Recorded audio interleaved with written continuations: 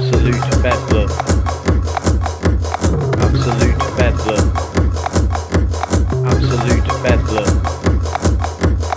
Talking about topics and stuff. Absolute bedlam. Absolute bedlam. Absolute bedlam podcast. Who? What? Where? Why? Hello and welcome to Absolute Bedlam podcast. First things first, if you're watching this on video, I apologise that I look a bit sweaty. It's because I am. I've literally just got home and I've shoved some food into my mouth. So we have Ross Mullen on the show. But before we get into the chat, I just want to sort of remember Taylor Hawkins from Foo Fighters. He was the drummer of Foo Fighters, and he's one of those people that I think a lot of people kind of took for granted, and then he passed away at 50, and I think a lot of people got hurt by that, and it was quite a shaking. I was, I went to the toilet at 4 a.m. and I take my phone, as I do, to the toilet because I'm 32, and I turned on the internet and I went on Twitter, and it was all over Twitter, and I was like, this is probably a fake thing where people, pretend to die. And it was real. And I was like, oh shit, not sure if I'm going to be able to go to sleep now. So yeah, not good. But yeah, we just want to do a 1 minute silence, and we'll start now.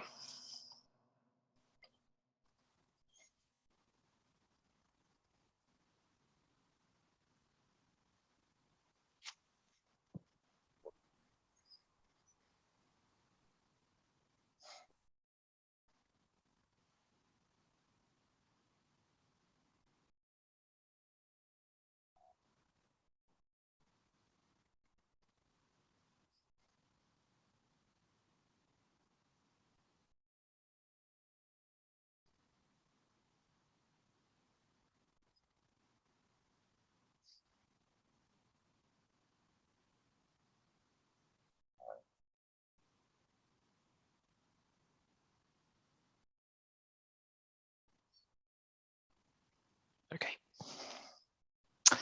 Cool. Thanks for that, Ross. Oh, I hate it when people die. I really, really hate it when people die, especially people I haven't met.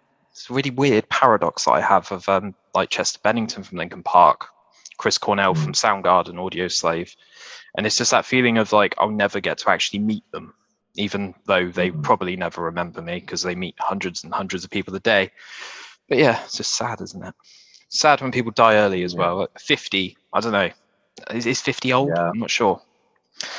Yeah. It's not. I'm 55. Yeah. I can tell you it's not old at all. Yeah. He's a young man. That's it. Yeah. So, right, let's try and get rid of that. Right, so I've got Ross Mullen on Absolute Bedlam tonight. So I met Ross at Comic-Con a couple of weeks back, and I went into podcast mode for about 5 minutes because I'm usually only allowed 5 minutes when I go out into the wild because it starts overtaking my real life, and this is just a hobby. So I checked with my girlfriend and my son. She was like, yeah, go on, go do your stuff, go get his email address. And here we are. So it's quite a quick turnaround. But yeah, Ross, I've got you down as lots and lots of things, my friend, and I don't really know where to start with you. So we've got Doctor Who, Numberjacks, Yeah. Bear Behaving Badly, You got it. Sharknado 5, Yeah, that's me. Clash of the Titans, Yes. and Game of Thrones. Game of Thrones, yes. Is that it? Oh, there's a lot of other stuff there, but Yeah. that'll do for now. That'll cover this podcast, I'm sure. Fantastic. Yeah. So first, I like to start these episodes with sort of how it all started. But I want to ask you a question before you even knew what you were going to do as a career, which was, how was school for you? How was school for me?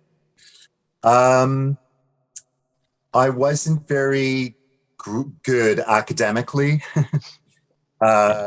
especially with numbers, which maybe is why I ended up playing the number taker in Numberjacks. But school was a very social thing for me. I found like primary school, we would call it elementary school in Canada, was a very fantastic, magical social time for me. Many of the friends that I had in primary school, I still am very close with, and we're very close with them during my high school years, which were a little bit more turbulent, I would say. But school was, I had some amazing teachers too when I was in primary school. I'd say I had some wonderful, wonderful women who were my teachers when I was growing up. And they were, I grew up in the 70s. So they were, I guess, influenced by the new movement of women's rights and also the free love movement of the hippie movement. And I feel very fortunate for that. They were really wonderful women that guided me and also, gave me a lot of encouragement to be who I was. So, yeah, That's school was good. Nice. I've got down here as a note, were you shy? No, I wouldn't say I was Okay. shy. I wouldn't say that I was shy, but faced with adults, I remember I would get a little shy. I think the way kids normally do, around adults, they get a little shy. I very famously, my father is from Northern Ireland, and we would go up and visit my family up there in Northern Ireland on the farm every few years. The first time I was up there when I was 4, I was very shy, apparently, until there was a piano, not that I could play the piano, but I climbed up on top of it and started singing a song called I Love Trash, which is a Oscar the Grouch song from Sesame Street. And I've never been able to live it down. Yeah. Every time I go to Northern Ireland, people go, "Oh my God, I remember when you were 4 years old, you got up on the piano and you were this shy little kid and suddenly you were singing I Love Trash." Yeah. And I guess they'd never heard of it before. So they're like, what is this all about? Yeah. Yeah. I wouldn't say I was shy though. No, not shy. Fair enough. Fair enough. I just had this feeling that you were because you're now a performer. And I find sometimes people want to break out of that I've never really been heard before attitude with making as much noise as possible, like joining a band and rebelling against the man and that sort of thing. So, no, fair enough. Well, I think for me, a lot of that is down to feeling like I'm a feeling inside that I'm always been different. I'm a gay man. And when I was really young, I think I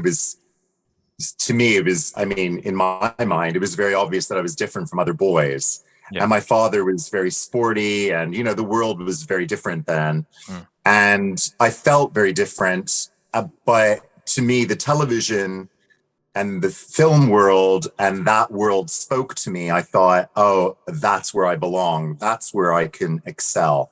I intrinsically was drawn to that, I think. Yeah. No, fair enough. Cool. Canada. I've got that down on your Wikipedia. Yeah. What was that like living there? Well, freezing cold in the wintertime and boiling hot in the summertime. Yeah. I come from an island called Montreal in Quebec, which is in the middle of the St. Lawrence River. And it's a beautiful, beautiful place, although I took it for granted, of course, growing up. It's very European in its style. Elizabeth Taylor and Richard Burton got married a second time in that city. And John Lennon and Yoko Ono did a sleep-in the hotel there as well. There was, Canada is like it's a 4-season place where I grew up, but I also grew up in a French-speaking province and city. So French was very much a part of my day-to-day lifestyle. And I speak French. I wouldn't say as fluently as I wish I could, but my French is pretty good. Yeah. But Montreal was an amazing, spectacular city, but I didn't realize it until, then I moved to another side. I moved to Toronto and I didn't really like it at all. Yeah. And it took me a while before I found a city that I loved. Like London reminds me, strangely enough, of Montreal, where I'm from. Yeah.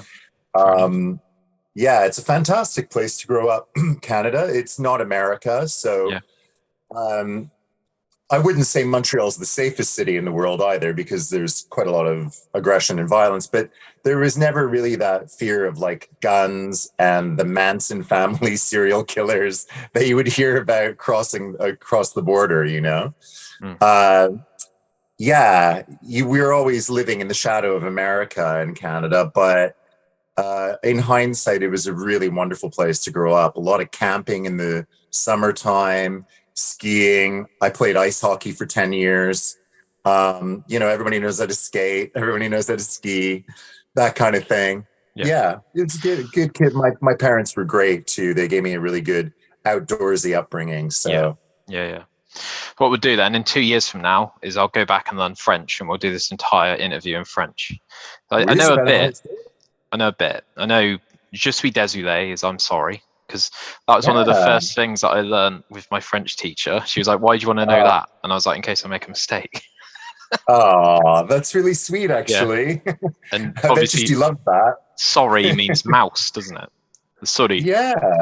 Souris, yeah. Yeah. And what else do I know? Overt le cahier, which was open the book. Oh, yeah. See, starts your lesson. Yeah, that's it. Yeah.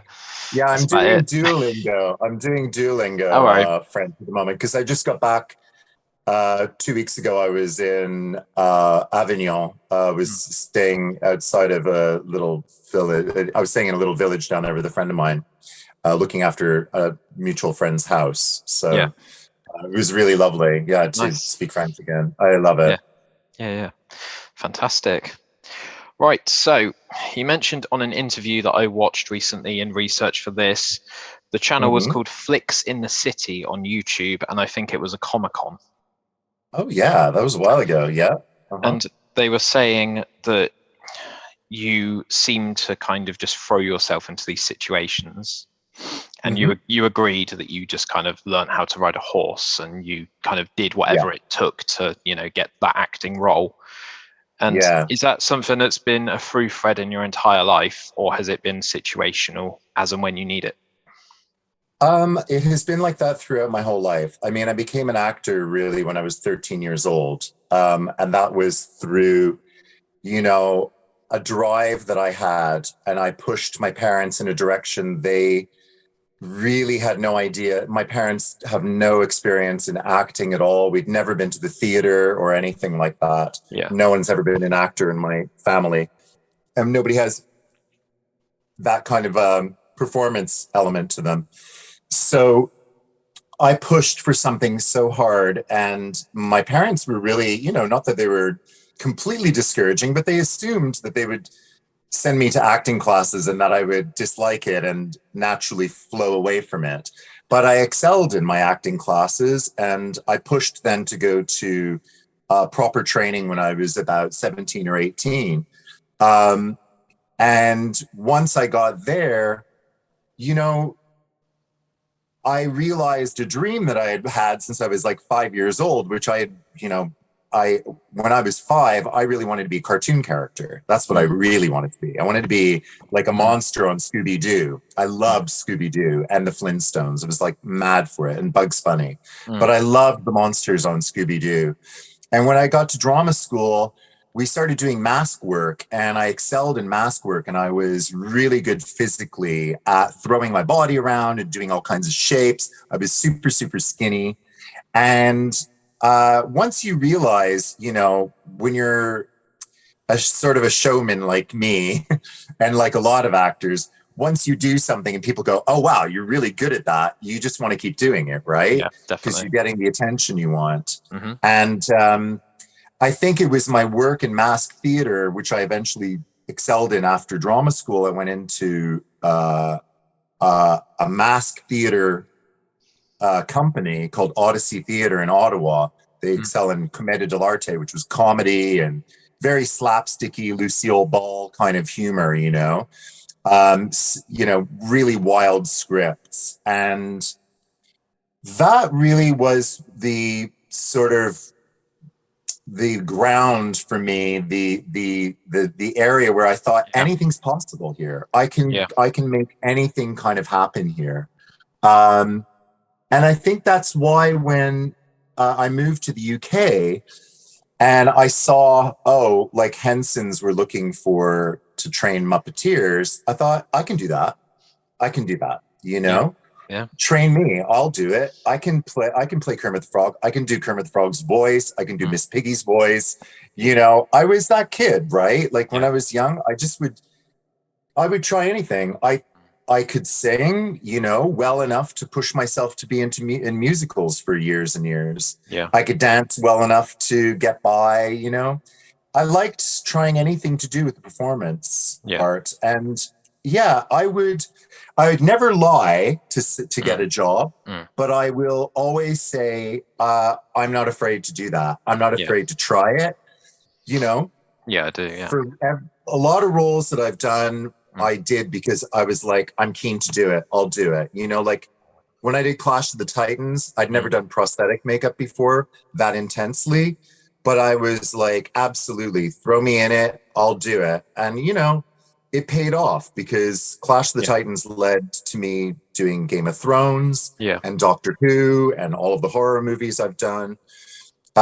You never know where something's going to lead you, right? Like you never know. I didn't particularly like being a puppeteer with the Muppets, so I only trained with them and then left.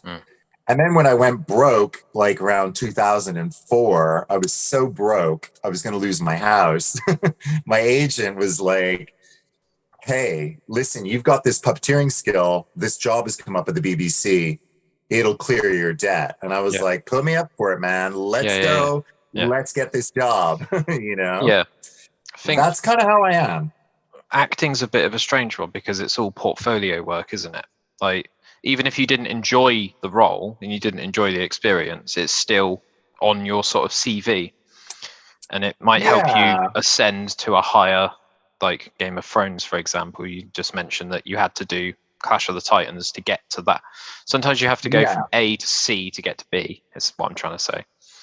Oh, absolutely. But also I would say the way that you're going to get ahead in this industry is by never having of course there are jobs that were more difficult or challenging than other jobs, but the actor's job is to love every job you have like it's your only child that you nurture. That character that you play, you have to throw yourself in and believe in it and the project and everything surrounding it 100% if you want it to if you want it to mean anything to you or the audience, and you want to come away with your dignity intact. Yeah. So I really, no matter what job it was, whether it was Clash of the Titans or Sharknado 5, I loved them all equally while I was doing those jobs, or touring or, every experience, like when I think back, I've had numerous incredible experiences. And some that have not turned out in my favor too. I've been let go of jobs early and fired from jobs, not in a negative way, but because it just wasn't working out. Yeah. And those, no regrets at all. I have absolute, I come away with that thinking great experiences. I think of Lisa Kudrow from Friends saying, when she got fired from Frasier because she was doing the pilots and then she wasn't cast in the main show. Yeah. She went home and was depressed for like a month, but in hindsight, she never would have got Friends. Yeah, that's and mad, she's isn't like, it? and in hindsight, she said, getting fired actually was the fuel I needed to really get the fire under my ass and get me going in my life. No, fair enough. No regrets, as Edith Piaf says. That's it. So I've also got from your Wikipedia that you are teaching, or you used to teach, animation at the University of Creative Arts in Farnham. Is that right? Yeah, I do. I actually teach animation to several schools. I teach at the University of Arts London. I just taught there 2 weeks ago. Farnham, and also in Falmouth I work too. Okay. And I teach acting to animation students with the attention of motion capture and green screen work. Yeah. And my classes, my monster classes, I would call them. I've done them at conventions too. I think they're quite cool and people really love them. And they're for non-actors as well. They're they're really an exploration of exploring your fears, your imagination, and trying to move them into your body and create creatures and wild, sort of amazing things. People always love them. Yeah, Nice. they're good. And Yeah. but I'm a resident teacher at UAL, actually. That's how I got the Farnham job. And I love teaching them. I love watching people try to act, especially if they don't want to act and they're really shy. It's a beautiful thing to get somebody to come forward. It's like coaxing a little squirrel up to your hand, you know, getting someone to do something. It's wonderful. And we're all creative. We all have something creative to bring to the table. I truly believe that. And it helps animators a lot, because animators will inevitably work side by side with actors and directors. In a lot of the projects I've worked on, you know, like Game of Thrones, Clash of the Titans, Doctor Who, all my characters started out as a drawing. They all started out as a drawing, and they have all been touched up by animators. And you know, the sceneries in which we perform in are mostly created now by, you know, computer generated images a lot of the time. So it's so important to work alongside animators and respect their work. And it's so important for animators to respect actors too, to help them create the images they're creating. Yeah, no, that's fair enough. Got a fan question for you from my friend Brian E. Garrett. Do you prefer to act in films, TV series, or performing on stage? Wow. I like I said a little earlier, you know, when I'm in the job, I love the job. Right now I'm working on a pilot for a TV show. So I'm kind of like, wow, I just want to be in a TV show. But I have to say, if I was to really, really answer that question truthfully, I love a movie.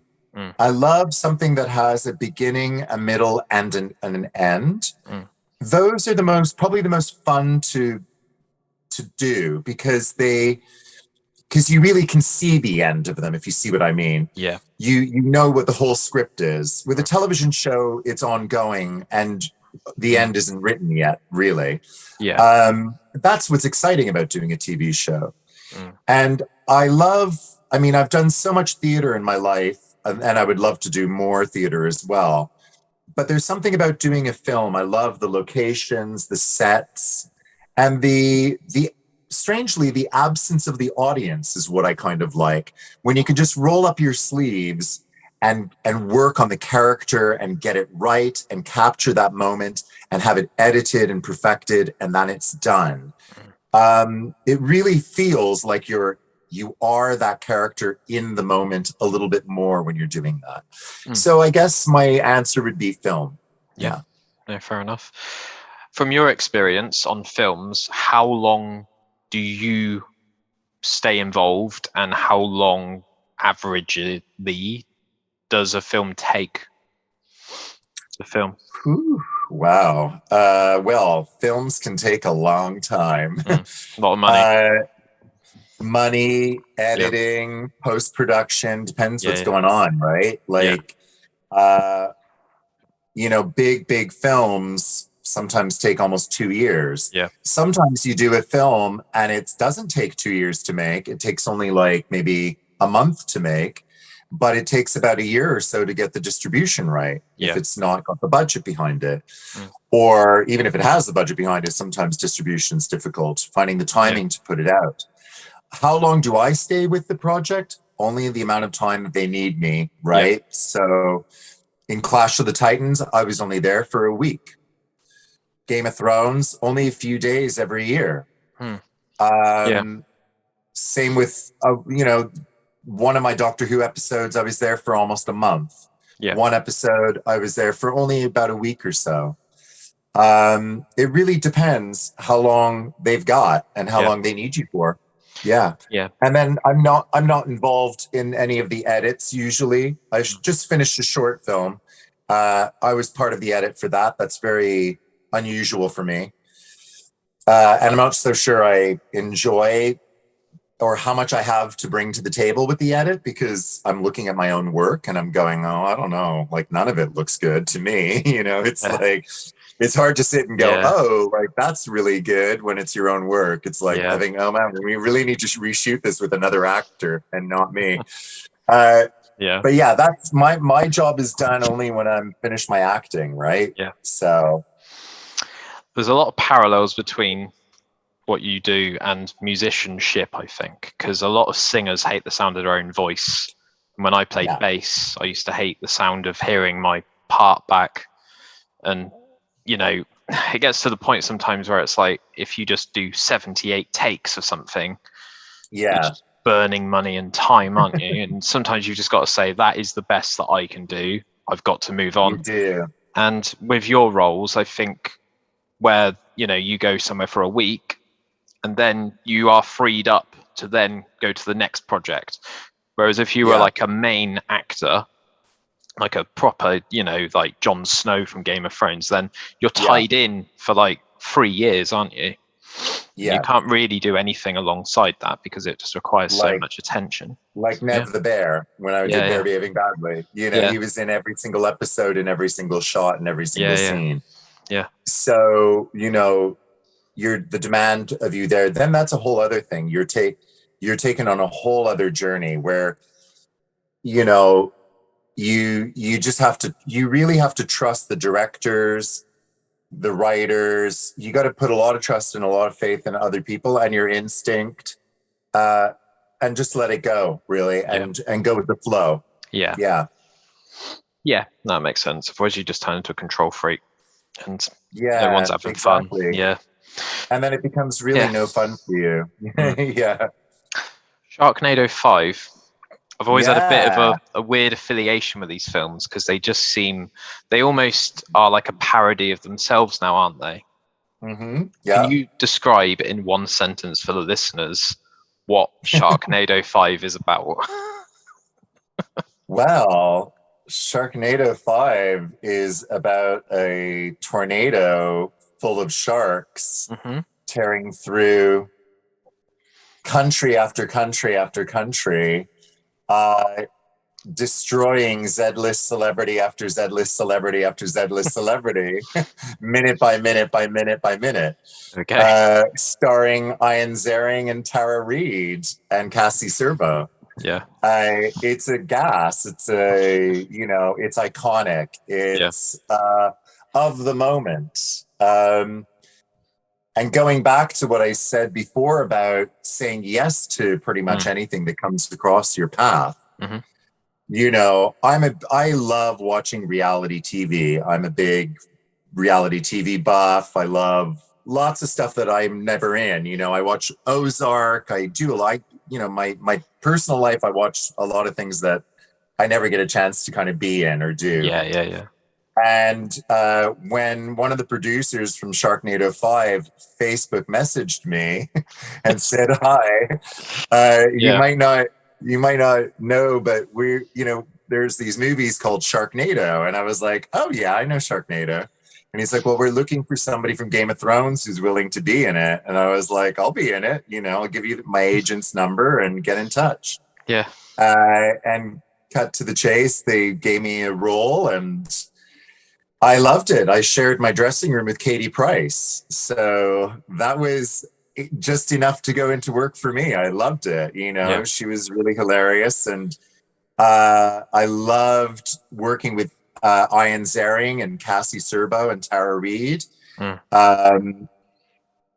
I've managed to keep in touch with as well. That's cool. So that's really fun. I've done a convention with Tara, and Ian and I chat occasionally on Facebook. Instagram. And I never say no. I get you. And in my scene, although I never worked with her, Nichelle Nichols is in my scene, who played Uhura on Star Trek from when I was a little kid. So that was kind of cool. Everybody thinks I was in the scene with her, but we're in the same room, but we're like shot on different days. Yeah. But everybody's like, wow, you got to work with Nichelle Nichols. Yeah, And I got to work with Abby Lee Miller from Dance Moms. yeah. And Fantastic. Portia Williams from The Real Housewives of Atlanta. I mean, Yeah. I was in heaven. I was finally a star in my own home, I'm now at a point where I'm getting people following me back on Twitter. So I've had MC Lars, Wheatus, and Scott, who we've had on recently, who was the guitarist of Cancer Bats. And the notification comes up on my phone, and I'm like, what the fuck? Like, I'm just like, just walking up the stairs, and my phone goes off, and it's like, MC Lars has followed you back. And I'm like, okay, so now I can just DM him whenever I want. Obviously, I don't abuse it too much. Shout out to Andrew, MC Lars, legend. But yeah, I messaged, the singer of Wheatus, like, hey dude, how's your pets? And he's like, hey man, how's it going? I'm just like, this is like a cheat code. I've only spent an hour with you on Zoom, but yeah, I'll take it. Hell yeah. But yeah, that's I fantastic. love that we live in an accessible world now, where you can, if you, with the right tone, you can kind of get anybody's attention, right? Definitely, Ozark, we've got to talk about that. One of the best shows ever made. I love Ozark. Are you up to date on it? Pardon? Are you up to date on it? I am up to date on it, yes. What did you think of the last 10 minutes of the last episode? Well, what happened in the last 10 minutes of the last episode? Right, this is a spoiler alert. Sorry. Spoiler alert. Ruth completely loses it, and she goes absolutely berserk, and she runs out of the house. Wyatt and that's it. Yeah, Darlene. Yeah, I mean, okay. Yeah. I loved the last 10 minutes of it. As much as I loved the first 10 minutes of the whole series, right? Yeah. What happens in the first 10 minutes is really big. Yeah. Of the last season, but the car flip, right? Yeah. That. What's going on there? That's the big one, isn't right? It? Yeah. Okay. Well, I want Ruth. I know there's no winners and losers in drama, but I want Ruth to fucking win, man. Yeah. Oh man, I want Ruth. I'm rooting for Ruth. I think everybody is, right? Yeah. She's just amazing. She's the dark horse of that show, the runaway star of that show. I love it. And I hats off to both, Laura Linney and what's his name? Jason Bateman. Jason Bateman. I love them. Yeah. And I think what a great show for them both to be playing roles which were outside of their sort of realm, or took their type of character, their type of typecasting to a new level. Yeah. Beautiful, subtle, fantastic work by them both. And it has shades of Shakespeare's Macbeth in it all the time. It's fantastic. What a great show. I was really reluctant in the beginning because I was like, this is like Breaking Bad, blah, blah, blah. But I'll say this also, what I really love about Ozark is its female characters are superbly written and given real time and strength. And power. Is dynamic and power. Yeah. And it's, it's just brilliant. Like that lawyer they had for that one season. Helen. Helen. Yeah, God. So good. Loyal until the end. Great roles. Yeah. Oh God, when it's over, I'll be crying. I actually watched the whole series again to get up to speed for this season. I loved it. The end of series 3, that absolute last scene, and then knowing that you had to wait another year, I literally stood up. I was like, what the fuck just happened? And then series 4 picks up exactly where Helen. Yeah. But Laura Linney's season 3, episode 9, with, what happens to her brother. Yeah. And all of that was, whoa. To me, that was outstanding performance for her. Yeah. Her drinking in the parking lot. Yeah. All of that was phenomenal work. The bit where she goes into the supermarket and the kid runs into her by accident, and the parent says you can't just run off because you feel like it. And then she drops her shopping basket and she's like, I'm doing that. I need to get back to the Ozarks. I need to face my demons. But what a show. What a fucking show. Last 8 episodes out next year, and I'm probably going to binge the whole thing in probably 2 weeks. I think they're out next, like in 2 weeks, aren't they? Oh, Next yeah. month. Yeah, it's end of April. Yeah. My bad. Yeah. I'm I just doing, always I'm think actually, series of I'm yearly. doing a Doctor Who cruise in about 2 weeks. Fantastic. And I'm going to be in the Caribbean on a Doctor Who cruise when it drops. And I was like, what am I going to do when it drops? Am I going to be able to watch it on the cruise ship? Yeah. Put do not disturb up on your door. Yeah. No, seriously, do not disturb. Yeah, love it. Right, so what have we got here? Not sure too much about your children's work, so this might fall a bit flat. But have you preferred, or have you always done acting roles that don't require you to say any lines? No, actually, quite the opposite, actually. I worked for so many years in theater where, like, I'm talking nonstop. I've done, like, Shakespeare. I did a show, actually, back in Canada in 2019 where I had 9 monologues on stage, and the show was 3 hours, and it was a comedy, if you can believe it. Yeah. It's just a really weird fluke that a lot of the stuff I've done in film and television are monsters, and monsters quite often don't speak, you see. That's the thing. Because once monsters start speaking, they kind of lose their power a bit. I think that's why they're mostly silent. Yeah, definitely. And the number taker is infinitely really creepy simply because he doesn't speak, right? I mean, I get a lot of flack for how creepy he was and creeped out a lot of kids. I mean, I'll tell you, they abuse me online. They send me loads of stuff on Instagram and Twitter, which I can't repeat here. They're like swearing at me for destroying their childhood. And I feel it's something they should take up with the BBC and not me. I had no idea what I was doing, you know. But I also, like, I don't know, some kids, they think I'm a hero too. Some of the kids really love me, you know. Who knows? Kids stuff. But I love that I've had an impact on kids TV because I really like kids and I do a lot of volunteer work with children. Yeah. I don't have children of my own, but I work for 2 really good children's charities. One of them is called Seen and Heard. Yeah. We help children develop plays, write plays that are then performed by professional actors and directors in front of an audience in Camden. And it's really cool. And I recommend anybody get in touch with them and see them. And then I also work for a charity that is called Beanstalk, where I go into my local primary school twice a week and I do what's called book chat to help kids with their literacy. Fair enough. So I've heard of those Beanstalk. are really great. Yeah, I love kids. I love them. They also keep you out of all of the drama of the day, you know, like if you're sick of watching the news and sick of talking about the current flow, you go and you talk to kids, man. They're not talking to you about what's going on in the government or happening in, you know, the world. They're always they're where the magic spot is, you know. They're just talking about how they can't do their shoelaces up and how much they really like cheese. I love that. I love that. How old is your kid? He's 8. How old is your Casper? He's 8. Perfect age, right? Right. Like that's the group that I kind of do book chat with. Yeah. Love chatting with that age. They're amazing. They're just fantastic. That's cool. Love that. Yeah, we watched Numberjacks. I was obviously blissfully unaware that you were in it. But yeah, some of those children's shows, man, Jesus, you end up like watching them as well. Like the kid's in bed and it's on in the background, and you end up sitting there and watching like in the night garden, and you're like, this is mental. Crazy. But yeah, there we go. Fantastic. If you could be an actor in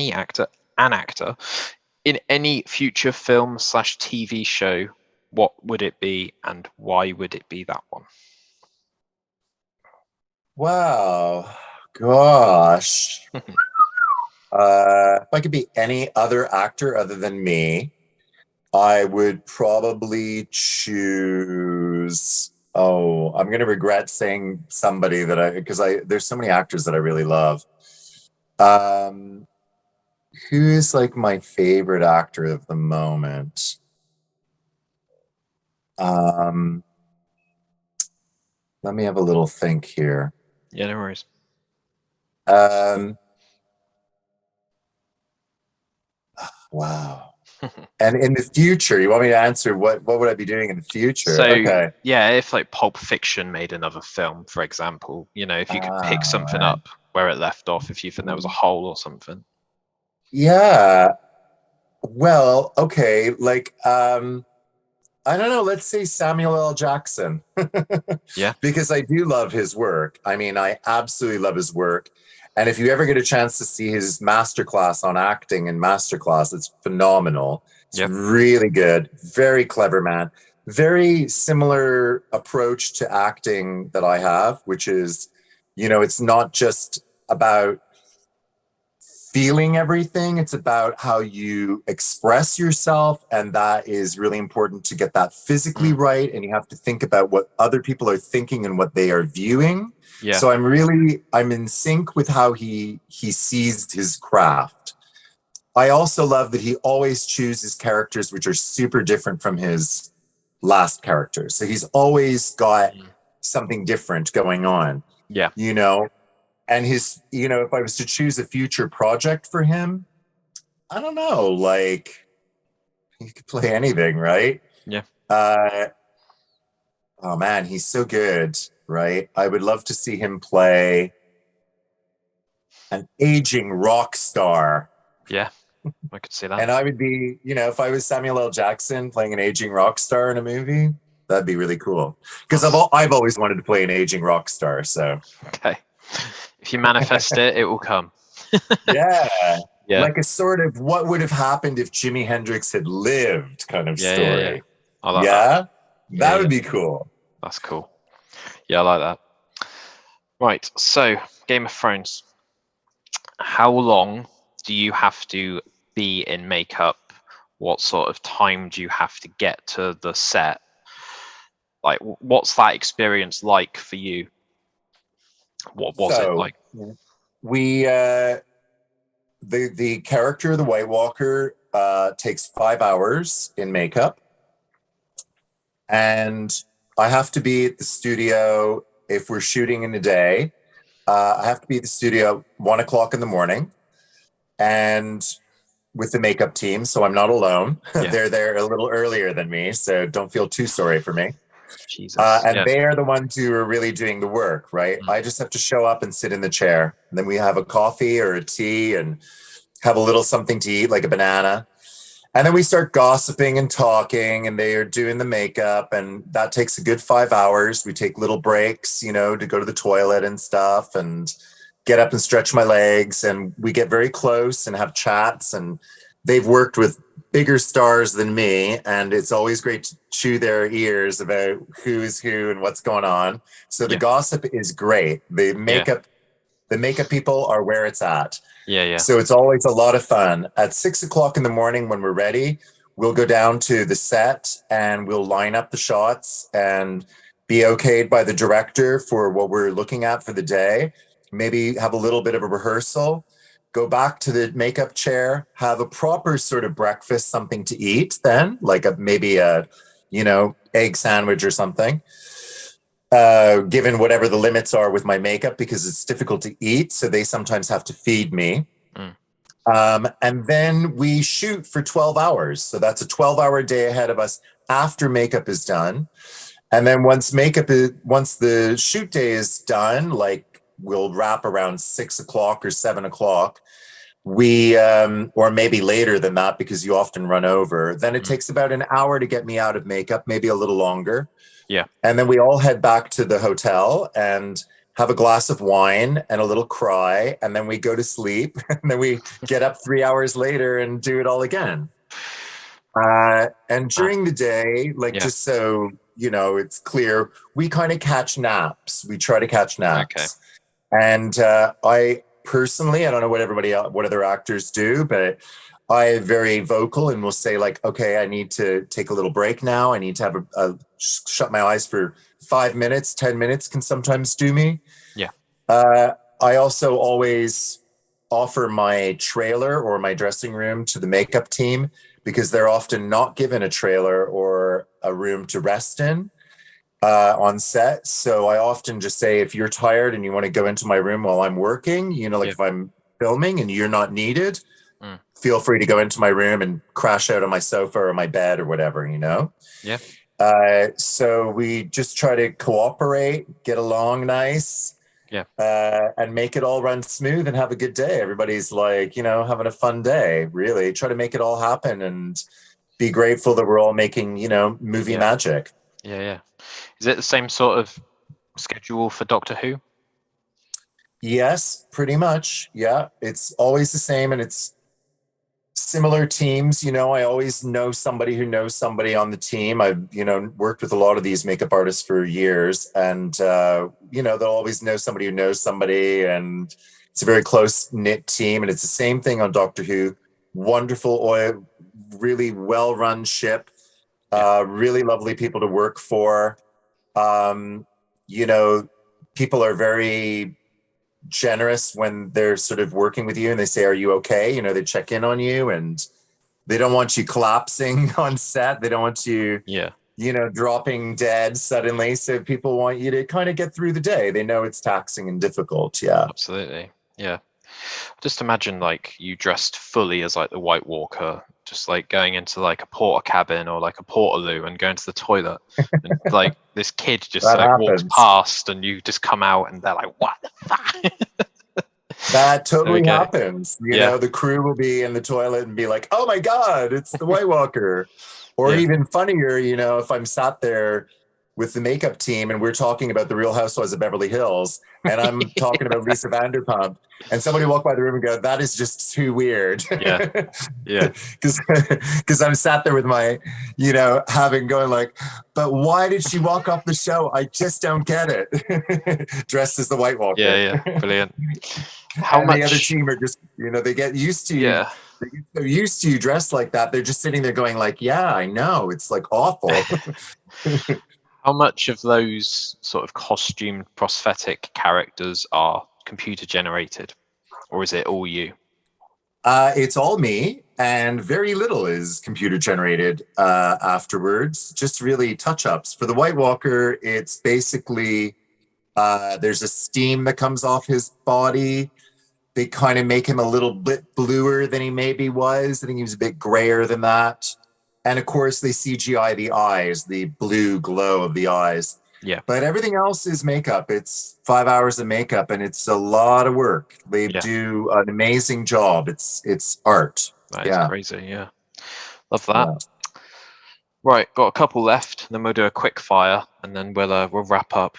Just in the meantime, I haven't mentioned this on a video. If anyone wants to donate to the Absolute Bedlam podcast, I have a Ko-fi link in the description of this episode. Any donations that get made will go into buying a better webcam than what I currently have, because I currently look about 20 to 25 years out of date. So yeah, if you can donate, please donate, but don't feel obliged and don't skin yourself in the process. Cool. I've just had that in my notes. I thought I'd mention that quickly. So, Ross, favorite actor?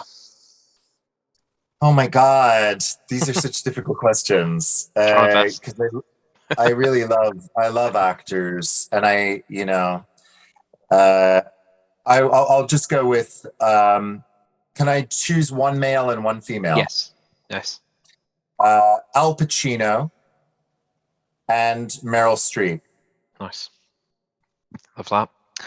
Favorite 3 films / TV shows? Oh, that's easy. My favorite film of all time is Rosemary's Baby.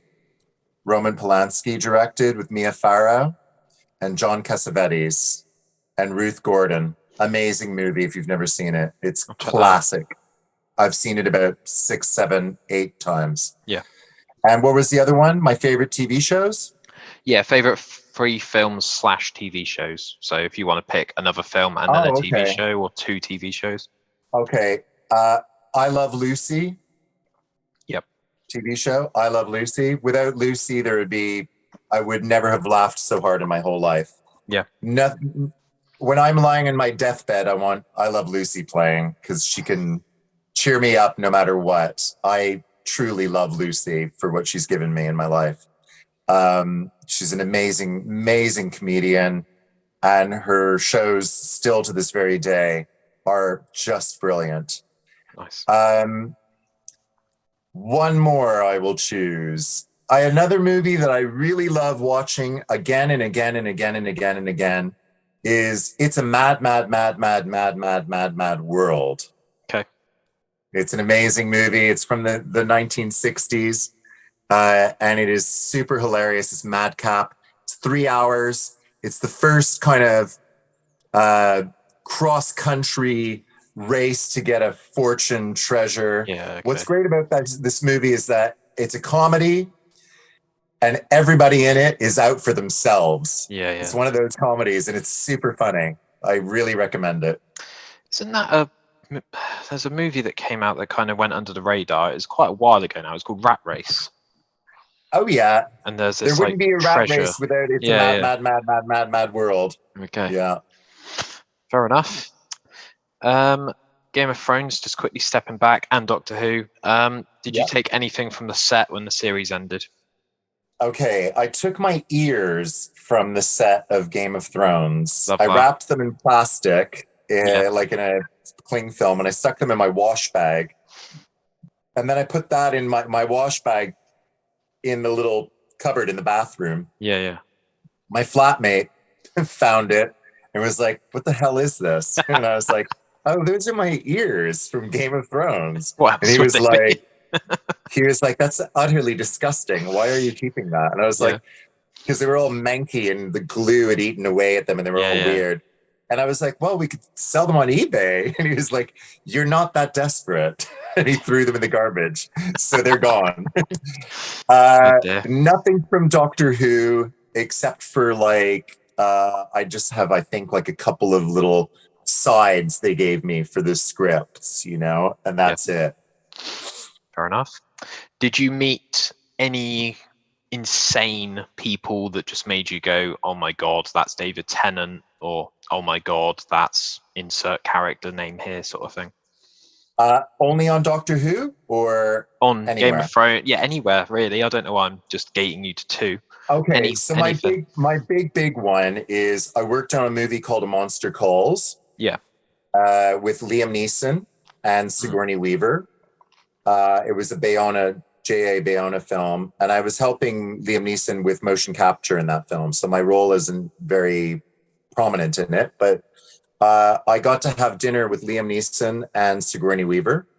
Yeah. And that was phenomenal. Sigourney sat across from me, and she has a daughter at the time, was looking to go into prosthetics makeup. So we just chatted for like 2 hours, and she's an icon for me. Nice. And then I worked with Liam for about 2 weeks on set, and he was equally as awesome and phenomenal. That's and nice. Down to earth. So those two were pretty mind-blowing. I've just worked on a film where I can't say what it is, but I've worked with 3 real big mega stars in it. And that's been really cool. One of them's, was a dream to work with. Yeah. Awesome. Fantastic. Right, I've got one more question for you, but before that, we'll just do some quick fire ones. Okay. So I'm debating getting rid of this question because it just seems a bit like I have a lot of US clientele here, and they don't know what Kinder Eggs are. Oh, okay. So in your opinion, Ross, is a Kinder Egg a crap bit of chocolate with a toy inside of it and you only buy it for the toy? Or is it a chocolatey treat with a bonus toy inside of it? Oh my God, it's a chocolatey treat with a bonus toy inside of it, because the chocolate is... It's weird, good. Isn't it? It's quality chocolate. It's quality chocolate. It's unique. And if the prize is not so great, you at least have had a really good piece of chocolate. That's it. Positive. I like it. Baby Bell or cheese string? What was that? Baby Bell or cheese string? Oh, Baby Bell. Okay. Cheese string. Man. No, cheese string is just wrong. Would you prefer to camp in a tent or in a static caravan? I would like to camp in a tent again, because I used to when I was a kid with my mom and dad. So I'll say tent. Fair enough. I think that's the first ever tent response. So I'm here for that. Living in a city or living in the countryside? That's easy for me. City boy all the way, man. Yeah. I'm a city boy. Yeah. Chocolate or sweets? Oh, chocolate? Kinder chocolate. Chocolate. Yeah. Bath or shower? Shower. Nice. Last one. This isn't even a quick fire question. This is just one of those random questions. If you could get £10,000 a day from staying in prison for one day, how long would you be willing to stay in prison, bearing in mind it's a maximum security prison? I would stay no days in prison. Fair enough. Ross is obviously doing all right. Well, I'm not doing all right, but I also have a very different view about money than most people. I just wouldn't do. Yeah. I just couldn't do it. You could die there in that one day. Yeah, definitely. Did you watch that Sean Bean series about prison? I don't think so. What was it called? It was just on last year. It was called Time. Okay. And in it, somebody gets something they do in prison, which I didn't know about, was they boil water and then they pour a bag of sugar in it and melt all the sugar and then throw it in your face. Oh my God. Yeah. Horrific. Now, if that happened to me on that one day that I was making only $10,000 or pounds, I'd be super sad about that. Yeah. Yeah. Good no answer. Thanks. Like that. Minor inconveniences. So, do you have anything in your life that just kind of annoys you and you want to get off your chest? Now's your chance. Yeah, I need to redo my kitchen. I've renovated all my house except for my kitchen, so I really need to get that done. Nice. I got one here. I can't remember it off the top of my head. I'm just going to find it. So when you're having an argument with someone, they're always facing the other way, according to you, because you always say, so then I turned around and I said. And now that I've mentioned that, everyone's going to be like, oh God, I'm so hyper aware of that. But like when you're going to pay for something and someone goes, oh, then I turned around. And I said, Yeah. It's kind of like when people say they've got to go, they slap their knees. They're like, right, I've got to make a move. That sort of thing. I think that turn around and said is like a very Joan Collins thing from Dynasty, right? She had that big chair. She would spin around and then turn around and say, that's it, yeah. Get out of my office, you tramp. Yeah. Of course they're going to argue with you if you're facing the wrong way the entire time. That's just rude, isn't it? Of course, yeah. Might ditch that as well because I'm running out of these because I've got to produce one a week, whereas my guest has to produce one and vanish off the face of the earth for minor inconveniences.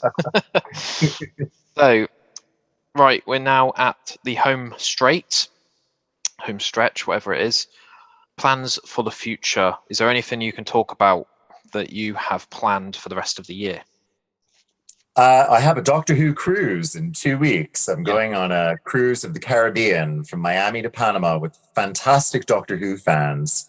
It's going to be a monster cruise. So I'm doing it with about 6 other monsters from Doctor Who, which is fabulous. And I can't wait. I'm working on a pilot for a TV show, which I can't talk too much about. That's fine. I have a short film that I finished editing called Pocket Full of Bread, which is going to be hitting the festivals at some point. And I was in a very big blockbuster movie which filmed last year, which will be out in 2023. I can't say what it is. That's fine. And I'm pegged, I'm earmarked, and I'm still in development for doing a very full-on feature vampire film, which I can't talk any more about it other than that. Yeah. So there's a few projects in the lineup. Other than that, I'm always waiting around to see what happens. That's it. Keep yourself busy. Yeah. Love it. Is there anything you want to ask me, or are you happy to?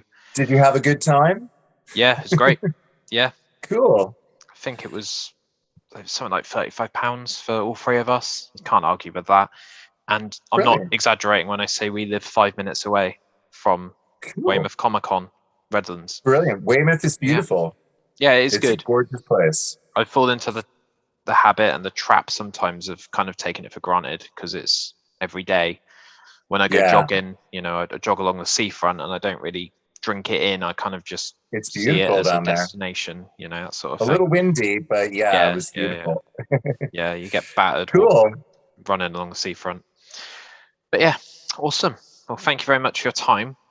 Thank you Really very much, appreciate Ben. it. I appreciate you doing the turnaround so quickly on this as well, because No the worries. schedule I had the is time. nuts. So to fit people in it's is good because fantastic. in 2 weeks I wouldn't be here, so that's good. We just do it now. Cool. Awesome. Nice. I'm just going to stop the Take recording. care. I'm going to stop Thank the you very recording. much. I'll speak to you in a sec. Absolute bedlam.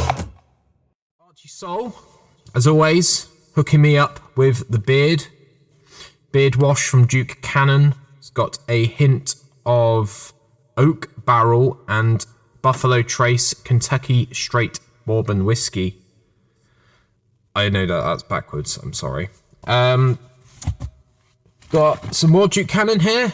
Same again, Buffalo Trace. This is a bar of soap, as I've mentioned numerous times now in guest episodes. That's a big boy. Bedlam 2022, once again, will get you 20% off everything on archiesoul.com. And for Christmas, I was very kindly given a £25 bottle of Anthony Sea Kelp Scrub, which is absolutely awesome, and I love it. So that's Archie Soul, www.archiesoul.com. And finally, we have Made Sure, as always.